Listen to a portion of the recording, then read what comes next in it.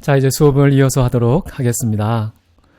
카이퍼는 이제 자기 시대 19세기 후반에 풍미했던 사상과 신학이 어떤 것인지를 말하고 자기 시대의 위기를 또 설명합니다. 먼저는 사상에 대한 것인데요. 이분이 가장 크게 문제 삼은 것은 정신진화론, 이것이 자기 시대의 가장 심각한 문제다라고 말하게 되는데요. 여기서는 무엇을 주장하느냐? 인간의 기원을 신에게 두지 않고 물질에서 찾으려고 한다는 것이죠. 진화론의 대표적인 그런 사상이 되겠습니다. 여러분, 진화론은 무기물에서 유기물이 나온다고 생각하고, 그리고 단세포 식물에서 점점 분화가 되고 진화가 되어서 각종 동식물들이 나오게 되었고, 급기야 이제 침팬지를 비롯한 원숭이가 나오고, 그 다음에 이제 인간이 나오게 되었다. 이런 주장 아닙니까? 물론 지금은 좀 진화론이 참 많이 바뀌어서요. 이런 거시적인 종과 종관의 변화와 진화에 대해서는 이 말하기가 어렵다는 사실을 인정했습니다. 화석을 보거나 고고학적 증거물을 보더라도 이제 더 이상 종과 종 사이의 이동을 말하는 그런 진화론적 주장은 설 자리가 없어진 것이죠. 그래서 심지어 진화론자들도 이제 그런 말은 꺼려 하는데요. 그러나 말끝마다 진화라는 말과 개념을 사용합니다. 그러니까 어쩌면 정직하지 못한 것일 수도 있는데요. 눈을 말할 때, 인간의 입을 말할 때, 인간의 언어를 말할 때, 인간의 어떤 동작을 말할 때에도요, 다 우리는 이렇게 진화가 되었습니다. 이런 식으로 표현해서 지금까지 어떤 진화론적 과학이 발전되어 온 그 모든 것을 거부하지 않고 수용하고 존중하면서 그 오류가 있고 한계가 있고 뭔가 증명되지 않는 그런 부분을 알고 있음에도 불구하고 자기를 부인하고 싶지는 않은 것이죠. 그걸 부인하는 순간 어떤 학문의 토대가 휘청거릴 수 있기 때문에 어떤 자기의 학문적인 존재감도 상실할 수 있는 그런 것 때문에 어쩌면 끝까지 진화라는 표현과 개념을 고수하고 있는 것은 아닐까, 이제 그런 생각도 가지게 됩니다. 또 이런 주장도 하죠. 진보와 퇴보의 흐름에 인간의 운명을 맡긴 것에 불과하다. 카이퍼는 이렇게 진단했습니다. 진화론을 신봉하고 진화론을 근거로 해서 학문활동을 하고 삶을 살아갈 때에는 모든 진보와 퇴보라는 이런 자연적인 흐름, 여기에다가 인간의 운명을 맡기는 결과를 초래하게 될 것이다 라고 말하는 것이죠. 우리의 운명을 어디에 맡겨야 될까? 사실 우리가 사는 사회 속에서 정말 믿고 신뢰해서 내 운명까지 맡겨도 될 그런 사상이나 철학이나 지식이나 어쩌면 누군가 인물이나 물질이나 사건이나 현상이 이 세상에는 존재하지 않는다는 사실을 확인할 수 있습니다. 세상에 있는 것 중에 변하지 않는 것이 하나도 없거든요. 모든 것이 변합니다. 모든 것을 왜 변하게 하나님께서 창조하셨을까? 저는 그것이 하나님의 섭리라고 생각해요. 변하지 않고 무언가 계속해서 그대로 있다면 인간의 생각과 체질은 연약해서 우리도 모르게 거기에 마치 신성을 부여하면서 숭배의 대상으로 평가하는 이런 오류가 우리에게 벌어질 가능성이 상당히 높기 때문이죠. 자, 그렇기 때문에요.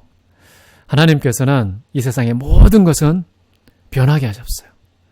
모든 것이 변하니까 인간에게 어떤 목마름이 생길까요? 변하지 않는 것이 없을까? 불변의 대상에 대한 목마름이 생기죠. 근데 성경에는 변하지 않는 것은 하나님 말씀밖에 없다고 말합니다. 왜요?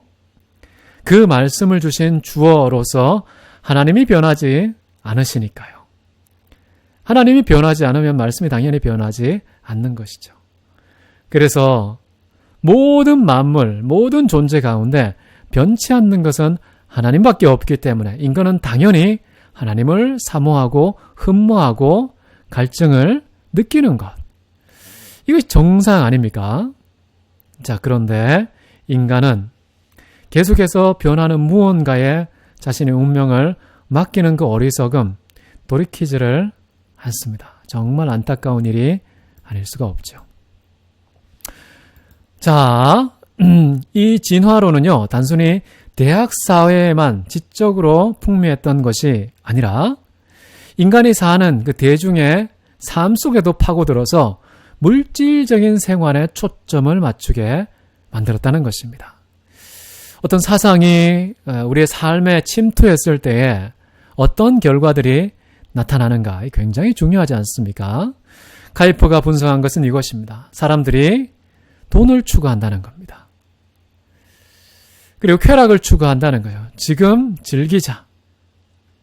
물질 중심이니까 신이 없으니까 내세가 없으니까 눈에 보이는 지금 현실에서 쾌락을 즐기는 것보다 더 좋은 것이 없다는 판단을 사람들은 내리죠.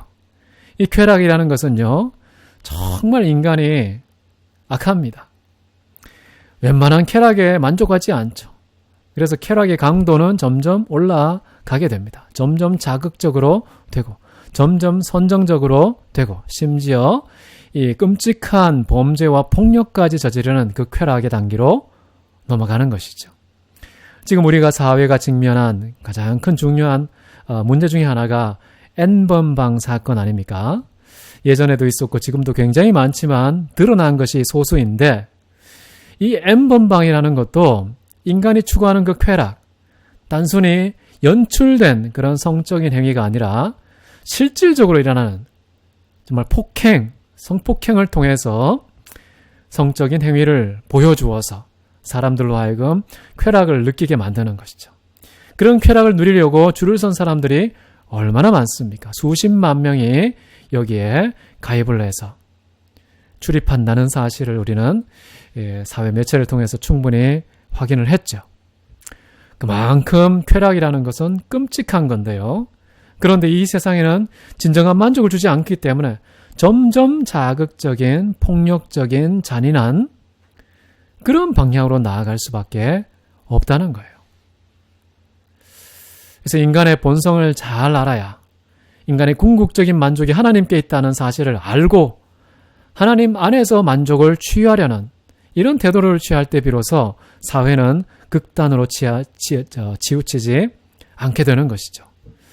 사람을 그냥 희생물로 삼아서 마치 몰렉에게 과거에 어린아이를 산재물로 바쳤던 것처럼 지금도 성적인 차원에서 아이들을, 미성년자를 제물로 바치는, 쾌락의 제물로 바치는 이런 끔찍한 현실.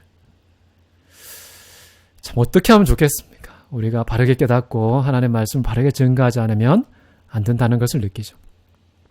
그리고 사람들은 물질을 삶의 중심에 두다 보니까 사회적인 권력을 추구할 수밖에 없습니다. 사회적인 권력만 있으면 자기가 갖고 싶어하는 모든 물질적인 그런 만족을 누릴 수 있다고 착각하기 때문에 사회에서 권력을 취하기 위해서 모든 수단과 방법을 가리지 않고 얻으려고 하죠.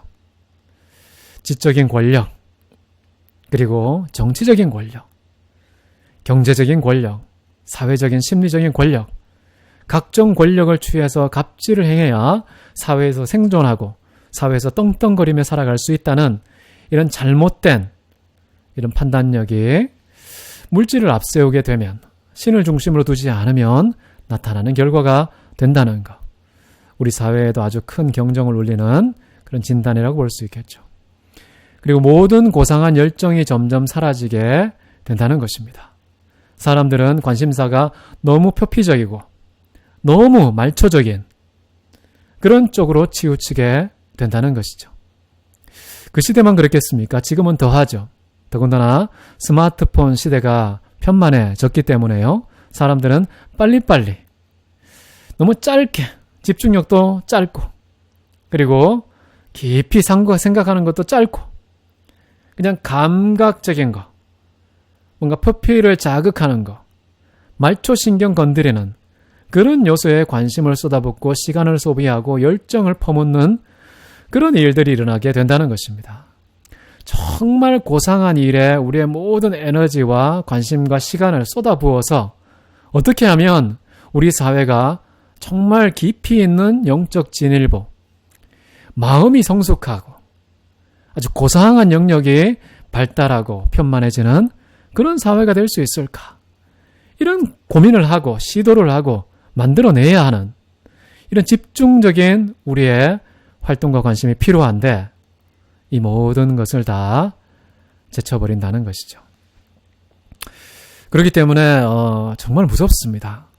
어떤 사상을 갖고 한 시대가 움직이느냐. 자, 그거에 의해서 오늘날과 미래가 좌우될 수 있다는 그런 사실. 자, 그 다음에 바비잉크는요, 종교가 필요하지 않은 차원도 언급합니다. 종교가 왜 필요하겠습니까?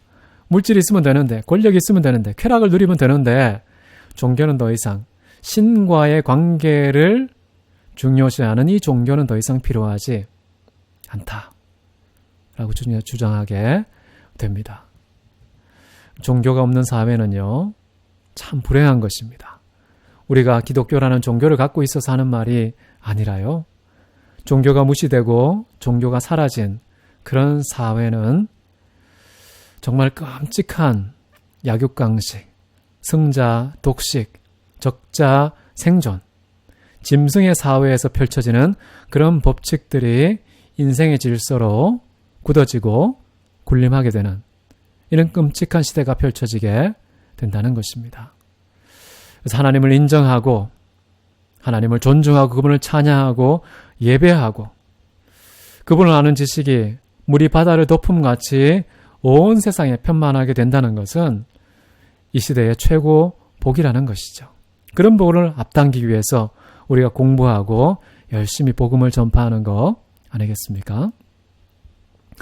예술은요, 그 시대에 하나님이 사라지고 고상하고 깊은 그런 차원이 점점 소멸되니까 감각을 자극시키고 그 감각을 중독시키는 아주 외설적인 그런 방향으로 예술이 흘러가게 되었다라고 가이퍼는 진단하고 있습니다. 그리고 현세의 삶을 위해서 영원한 것을 비용으로 지불하고 거래하는 이런 태도를 사회적으로 취하게 되었다라는 그런 시대상을 또 반영하는 것이죠. 종교가 없으면 당연하죠. 신이 없다고 생각하면 당연히 현세가 전부이고 영원한 것에는 관심을 버리게 되는 것입니다. 자, 그리고 이제 적자생존 원리가 국가를 비롯한 세계의 질서로 굳어지니까 각국은 어떻게 하겠습니까? 어떻게 하면 내가 이 세상의 강자로 살아남아서 다른 모든 것들을 마음대로 취하는 권력자가 될까? 자, 그래서 중무장에 관심을 쏟아붓고 그 중무장을 국가적 차원에서 자극하는 시대로 들어가게 되었다는 것이죠. 결국 어떻게 됐습니까? 세계 제2차 대전이 발발하게 된 것이죠. 카이프가 이것을 한 것은요, 2차 대전이 일어나기 훨씬 전입니다. 근데 그럼에도 불구하고 이 시대에 감을 잡았죠. 사회적인 약육강식 문화가 편만해지게 되면 국가 간에 군사력을 키우고 주먹만 믿고 다른 사람들을 마구 유린하는 국제적인 갑질 현상이 나타나게 되는 것은 당연한 것이다. 자, 이렇게 진단을 했던 것입니다. 당연히 민주주의는 파괴하는 현상이 나타나게 됩니다. 왜냐? 힘센 자가 최고니까. 약하면 찌그러지고 죽어야 된다고 생각하니까. 강자가 독식하는 사회가 뭡니까? 권위주의 사회 아닙니까? 힘 있는 자에게 꿇어! 복종해야 돼! 라는 그런 사고방식이 팽배하게 되었다는 것이죠. 그렇기 때문에 권위주의가 당연히 마치 민주주의 대안인 것처럼 권력을 잡게 됩니다. 자, 이제 신학적인 측면에서 본다면 그 시대에 자유주의 신학이 정말 만발했다고 말하고 있는데요. 성경을 인간의 이성으로, 감정으로, 경험으로 이해하는 그런 시대가 됐다는 것입니다. 성경을 내 마음대로 생각하고 마음대로 해석하고 나의 유익을 위해서 인간적인 해석을 시도했던 시대가 자유주의 신학이고 19세기 신학의 현실이었다라고 말하고 있습니다. 그리고 도덕적, 역사적, 문화적 관점에서 성경을 이해하게 됐다는 것입니다. 영적인 관점에서, 구원적인 관점에서 하나님 중심적인 그런 해석을 하지 않고 도덕적인 해석. 우리는 성경에서 말하는 교훈 잘 들어야 돼. 그래서 역사적인 해석. 예수는 실제 인물이었구나. 이 정도로만. 문화적인 해석. 그 시대의 문화는 어떠했고 우리 시대의 문화는 어떠해야 되는지. 이런 점에만 초점을 맞추게 되다 보니까 성경이 갖고 있는 이 본질적인 메시지의 핵심은 다 간과하고 무시하는 일들이 생기게 되었다는 것이죠. 성경의 권위를 결국 파괴하게 된다는 것. 그래서 죄를 그냥 하나님 앞에서의 어떤 심각한 죄의 문제를 거론하지 않고 그냥 발전이 결여되었을 뿐이야 라고 말하는 사회적인 관점에서 죄 문제를 또 이해하는 것이고요. 예수는 누구냐? 우리를 구원하신 독생자 하나님의 아들이 아니라 종교의 천재였다. 오늘날 팬텀싱어처럼요. 성악 천재, 보컬 천재, 연기 천재 이런 식으로 예수님은 종교 천재였다 라고 말하는 것이죠. 그리고 구속을 주관적 사유의 반전이라는 말을 했는데요. 구속이 뭐냐? 그냥 주관적인 생각의 변화일 뿐이다 라고 해석했던 것이죠. 그리고 한편으로는 또 반지성주의, 신비주의 운동이 많이 나타나게 됩니다. 이 성경을 정말 경건한 관점으로 보지 않고 학문적으로만 보는 것도 문제지만 지성을 거절하고 반지성적 신비주의만 추구하는 것도 자유주의의 또 다른 모습이다 라고 카이퍼는 진단하는 것이죠. 이제 카이퍼가 로마 가톨릭에 대해서 이런 생각을 했습니다. 일단 카이퍼는 로마 가톨릭이 갖고 있는 교리적인 입장들을 거절합니다. 칼빈처럼 단호하게 거절하지만 그럼에도 불구하고요. 이런 얘기를 하죠. 무신론과 범신론에 대응하기 위한 공조는 필요하다. 자, 이 사안에 따라서 연대할 수도 있고 연대하지 못할 수도 있다고 얘기합니다. 굉장히 중요한 판단이죠. 우리가 그리스도인들, 교회도요. 선거할 때 어떻게 합니까? 정말 국가와 국민을 가장 잘 섬길 수 있는 사람을 엄선해서 뽑을 때 투표를 하죠. 그 투표를 할 때 누구한테 합니까? 가장 정직하고 진실하고 실력 있는 사람에게 투표를 하죠. 이런 사람을 뽑기 위해서는요. 종교가 따로 없습니다. 모든 시민들은 연대를 해서 그런 사람 뽑아야 되는 것이죠. 그래서 투표에 있어서 우리가 어떤 행동을 취해야 하는지. 자, 그리고 무신론자들이 많아서 하나님은 없다고 말합니다. 자, 그렇다면은 하나님은 있어 라는 답에 목소리를 내야 되잖아요. 그러기 위해서는 하나님이 있다고 말하는 자들과 얼마든지 연대할 수 있다는 것입니다. 자, 그런데 어떻게 구원받아에 대해서는 연대할 수 없습니다. 왜냐하면 행위를 통해서 하나님 앞에 의롭다함을 받는다는 그런 주장과 믿음으로 말미암아 의롭다함을 얻는다는 이신칭의 주장은 섞일 수가 없기 때문에 연대할 수 없는 영역이 되는 것이죠. 사안별로 누구와 어느 정도의 수위로 연합할 것인가. 자, 이런 것도 우리가 미래 사회를 준비하면서 지혜롭게 분별해야 됩니다. 무조건 공산주의, 무조건 좌파, 무조건 극우, 무조건 기독교 극우. 자, 이렇게 해서 너무 과도하게 치우쳐서 도무지 인간으로서의 가장 기본적인 품위도 상실하는 예수님의 그 성품을 하나도 보여주지 못하는 그런 일들이 있어서는 안 되겠죠. 어떤 사안에 대해서 어떤 정도까지 함께해야 되는지. 자, 이런 말도 합니다. 삼위일체에 대해서는요. 가톨릭과 개신교가 일치합니다. 그리고 그리스도의 신성, 예수 그리스도는 하나님의 아들이라는 이런 차원에서는요, 기독교와 가톨릭이 일치합니다. 그리고 대속의 제사, 예수 그리스도는 대속의 죽음을 당하셨다. 이것도 일치합니다. 예수님의 십자가 일치합니다. 하나님 말씀으로서의 성경, 이것도 일치합니다. 물론 전통과 교황의 말을 좀 나란히 두는 좀 위험한 것도 있고, 또 구전, 기록되지 않은 전승, 이런 것을 강조하는 면에 있어서는 우리가 또 구별을 해야 되겠지만 같습니다. 이거는. 그리고 하나님이 부과하신 삶의 준칙으로서의 십계명, 이것도 같습니다. 물론 이계명을 삭제한 이런 것은 조금 문제가 있지만, 실제로 카이퍼는요, 이렇게 열린 태도를 취하기 때문에 로마 가톨릭과 정치에 있어서는 연대할 수 있다. 종교적으로 기독교 내에서는 어려움이 있지만 정치적인 면에서는 연대하는 것이 가능하다라고 판단해서요, 실제로 반혁명당과 로마 가톨릭 당이 연정했던 그런 역사적인 사건도 있습니다. 자, 손은 행동을 위해서 하나님께서 허락하셨고, 머리는 세계를 품으라고 허락하셨고, 마음은 신비로운 초자연과 종교를 위해서 허락하셨기 때문에, 자, 이런 것들은 양자택일이 아니라는 겁니다. 이 모든 것들은 다 인간에게 필요하다. 행동도 필요하고 세계, 그리고 신비, 이 모든 것들은 다 필요하다는 이 통일적인 사고를 제시하시면서요, 이렇게 말합니다. 이 잘못 오타가 있는데, 원리는 원리로 맞서서 대응해야 한다. 이 시대의 원리가 무엇인지 분별하고 기독교의 원리를 제시해서 극복하고요. 이 시대의 세계관이 무엇인지 파악하고 기독교 세계관을 가지고서 맞서서 극복해야 된다.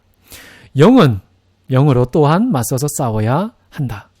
악한 영, 마귀와 대적할 때는요, 그리스도 예수의 영, 성령으로 대적해야 되는 것이죠.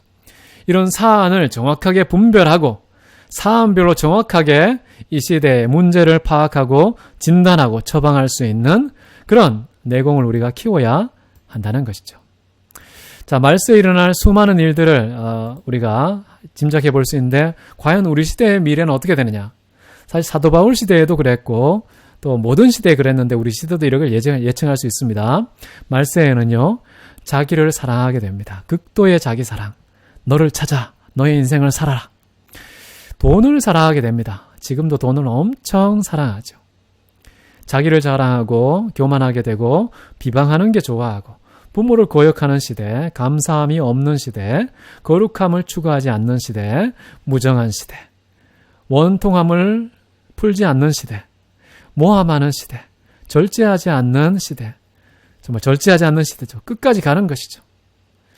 난폭한 시대, 부드럽고 온유하지 않은 시대죠. 선을 증오하고 악을 선호하는 시대, 배신을 당연하게 여기는 시대, 조급해지고 자만하는 시대, 쾌락을 사랑하고 하나님을 사랑하지 않는 시대, 경건의 능력은 부인하고 경건의 모양만 남아있는 교회의 시대. 자, 이런 것이 지금도 앞으로도 계속 전개될 것입니다. 이럴 때에 우리는 어떻게 처신할 수 있겠는가?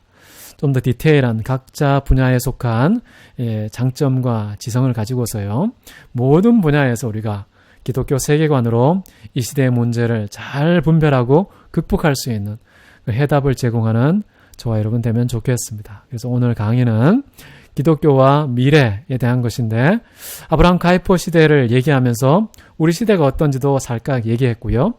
앞으로는 미래의 어떤 시대를 우리가 준비해야 될지 디모데 후서 말씀으로 살짝 나누었습니다. 여러분, 미래의 희망이 되시면 좋겠어요. 방황하는 미래, 목적을 상실한 그 미래에 우리가 기독교 세계관에 근간 최고의 방향과 목적을 이 시대에 선물하는 그런 축복의 통로가 되면 좋겠습니다. 평안한 한 주 보내시고요. 다음 주에 뵙겠습니다.